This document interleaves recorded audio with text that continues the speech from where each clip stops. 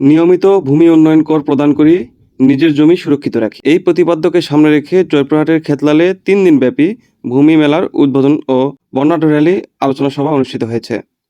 ২৫ মে রবিবার সকাল ১০টায় উপজেলা ভূমি অফিসের আয়োজনে র্যালি উপজেলা পরিষদ চত্বর থেকে শুরু হয়ে উপজেলার প্রধান প্রধান সড়ক প্রদক্ষিণ করে। র্যালিতে উপজেলা নির্বাহী অফিসার আসিফ আল জিনাতের নেতৃত্বে বিভিন্ন সরকারি দপ্তরের কর্মকর্তা, শিক্ষক, শিক্ষার্থী, রাজনৈতিক ও সামাজিক সংগঠনের প্রতিনিধি সহ সর্বস্তরের জনগণ অংশগ্রহণ করেন।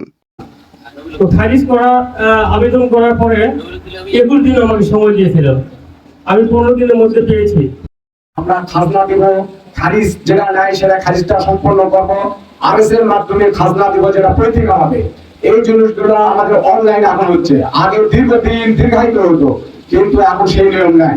সাথে সাথে জনগণ যেন উপকৃত হয় আমি সে দোয়া করতেছি। 3 দিন এখানে আমাদের সরাসরি যেটা আমরা যে সোনালী ব্যবস্থা, পাশাপাশি আমাদের এখানে এই সেবাটা অফিসে যে সেবাটা ছিল এটা এখন বুথ আকারে, এটা আগামী 3 দিন এভাবেই থাকবে।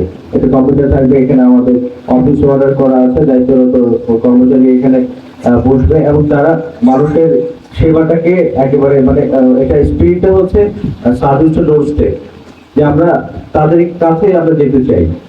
তারা যেন এসে এখানে এসে কোন একটা টেবিলে কথা বলতে যে মানুষের বিড়ম্বনা, যে দ্বিধা, এটা যেন না হয়।